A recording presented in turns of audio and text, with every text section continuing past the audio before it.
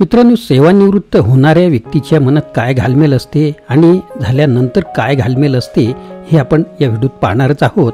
तुमच्या कामाचा प्रवास आता घेतो निरोप। सेवानिवृत्तीच्या क्षणी हृदयात दाटतो आनंद रूप। वर्षानुवर्षाच्या श्रमांना आता मिळो विश्रांती। नव्या प्रवासासाठी पुन्हा लागू नवी क्रांती।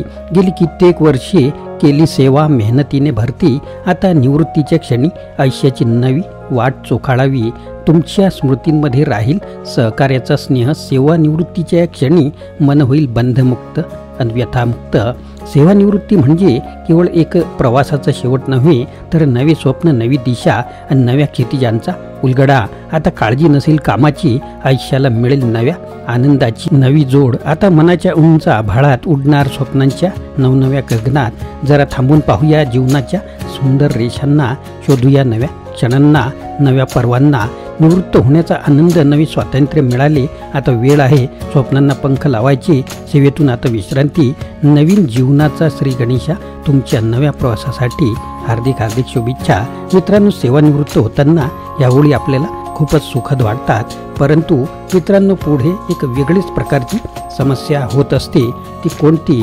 तर मी दिवसभर काय करणार, मी दिवसभर काय करणार, what will I do all day. मित्रांनो, या पुस्तकाचा सारांश म्हणजेच मी दिवसभर काय करणार, सेवानिवृत्तीनंतरचे जीवन कसे जगायचे यावर आधारित हे पुस्तक पेट्रिस जेनकिन्स यांनी लिहिलेले आहे। मित्रांनो, हे सुरू करण्यापूर्वी आपण जर चॅनलवर नवीन असाल तर चॅनलला सबस्क्राईब करायला विसरू नका।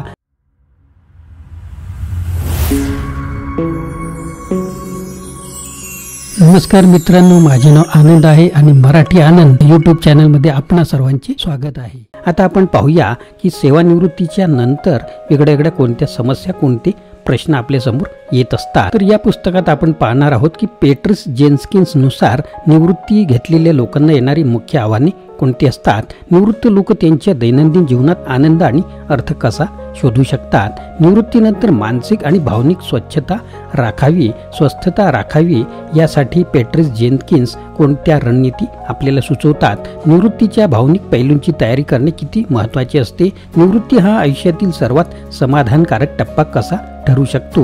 निवृत्तीनंतर व्यस्त राहण्यासाठी कोणत्या क्रियाकलाप किंवा छंदांची शिफारस केली जाते। संरचित कार्यजीवनातून निवृत्तीमध्ये गुळगुळीत संक्रमण कसे करता येईल। पूर्ण निवृत्तीत वैयक्तिक वाढीचे महत्त्व काय असते।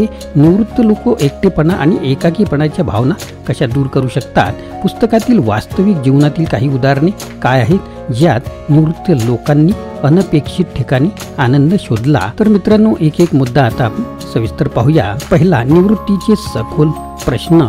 पुस्तक निवृत्तीच्या फक्त आर्थिक बाजूवर लक्ष केंद्रित करत नाही, तर भावनिक आणि मानसिक पैलूंचाही विचार करते।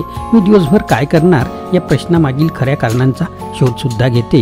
जीवनाला अर्थ देणे, निवृत्तीनंतरच्या जीवनाला अधिक अर्थपूर्ण कसे बनवायचे याचे मार्गदर्शन सुद्धा करते। निवृत्तीनंतरच्या कालावधीत आवडते काम करण्याच्या संबंधित त्यावर लक्ष केंद्रित करते। नवीन भूमिका स्वीकारणे, निवृत्तीनंतरच्या जीवनात नवीन भूमिका कशा स्वीकाराव्यात याबद्दल सल्ला दिलेला आहे। कामातून मिळणाऱ्या आनंदाची परिस्थिती पुन्हा निर्माण कशी करावी यावर सुद्धा चर्चा आहे। आनंदी आणि तृप्त जीवन, निवृत्तीनंतरचा काळ हा आयुष्यातील सर्वोत्तम काळ कसा ठरू शकतो याबद्दल मार्गदर्शन आहे। नवीन हौशी आणि आवडी शोधण्याचे महत्त्व काय आहे। तर मित्रांनो, आता हे सर्व मुद्दे आपण थोडे सविस्तर पाहूया। निवृत्तीची तयारी, पुस्तकात निवृत्तीच्या सामाजिक आणि मानसिक बाजूंवर भर दिलेला आहे। निवृत्तीचे आर्थिक नियोजन महत्त्वाचे आहे, परंतु त्याचबरोबर मानसिक आणि सामाजिक तयारी सुद्धा तितकीच आवश्यक असते। सकारात्मक दृष्टिकोन, निवृत्तीच्या काळात सकारात्मक दृष्टिकोन ठेवणे किती महत्त्वाचे आहे हे पुस्तक आपल्याला सांगते। आपले जीवन आनंदी आणि अर्थपूर्ण बनवण्यासाठी काय करावे याबद्दल सुद्धा लेखक मार्गदर्शन करतात। व्यक्तिगत विकास, निवृत्तीचा काळ हा स्वतःच्या विकासासाठी कसा वापरावा याबद्दल यात सल्ले आहेत। नवीन गोष्टी शिकणे, नवीन हौशींचा शोध घेणे आणि आपल्या जीवनाला अधिक अर्थपूर्ण बनवणे यावर भर दिलेला आहे।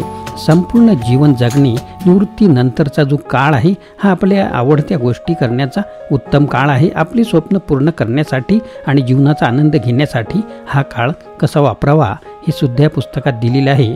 मी दिवसभर काय करणार हे पुस्तक निवृत्तीचा अधिक अर्थपूर्ण आणि आनंदी काळ बनवण्यासाठी मार्गदर्शन करते। यात निवृत्तीच्या मानसिक, सामाजिक आणि भावनिक बाजूंवर सखोल विचार केलेला आहे। तर मित्रांनो, या पुस्तकातून आपण कोणत्या गोष्टी शिकू शकतो?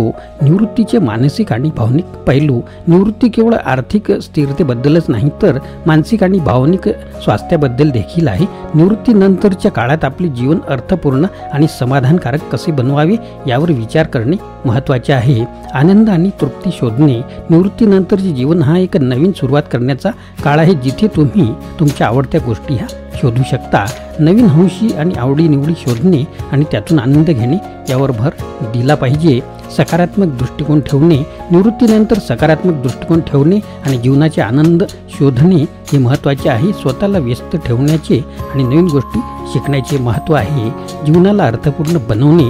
निवृत्तीनंतरचे जीवन अर्थपूर्ण बनवण्यासाठी आणि त्यात काही महत्त्वपूर्ण कार्य करण्याच्या संधीचा शोध घेणे, स्वयंसेवा, शिकवणे किंवा तुमच्या अनुभवाचा उपयोग करून नवीन कार्यात सामील होणे, नवीन भूमिका स्वीकारणे। निवृत्तीनंतर नवीन भूमिका स्वीकारायची तयारी करणे, जसे की कुटुंबियांसोबत अधिक वेळ घालवणे, प्रवास करणे किंवा तुमच्या जुन्या हौशींना पुन्हा जागवणे। तुमच्या जीवनात नवीन महत्त्वपूर्ण भूमिका निभावण्याच्या तयारीबद्दल सल्लासुद्धा दिलेला आहे।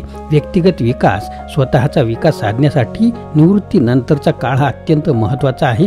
नवीन कौशल्य शिकणे, स्वप्नांचा पाठपुरावा करणे आणि जीवनाचा पूर्णपणे आनंद घेणे हे महत्त्वाचे आहे। तर मित्रांनो, या पुस्तकाचा उद्देश काय आहे? निवृत्तीनंतरचा काळ हा आयुष्यातील सर्वोत्तम काम आणि काळ कसा बनवायचा यावर मार्गदर्शन करणे। हे पुस्तक तुम्हाला निवृत्तीनंतरचा आनंददायी आणि अर्थपूर्ण जीवन जगण्यासाठी आवश्यक असलेल्या मानसिक, भावनिक आणि सामाजिक कौशल्यांचे मार्गदर्शन करते। निवृत्ती हा शेवट नसून नवीन सुरुवात आहे। निवृत्तीनंतरच्या काळात तुम्ही तुमच्या आवडत्या गोष्टी शोधू शकता, नवीन गोष्टी शिकू शकता आणि जीवनाचा पूर्णपणे आनंद घेऊ शकता। हा सारांश या पुस्तकातून आपण घेऊ शकतो। तर मित्रांनो, हा व्हिडिओ, हे पुस्तक आपल्याला कसं वाटलं नक्कीच कमेंट बॉक्समध्ये कळवा आणि या पुढील विषय काय असावा हे सुद्धा कळू शकता। मित्रांनो, नवीन असाल तर चॅनलला सबस्क्राईब करायला विसरू नका। मित्रांनो, आपल्याला व्हिडिओ आवडल्यास लाईक करा, शेअर करा, सबस्क्राईब करा।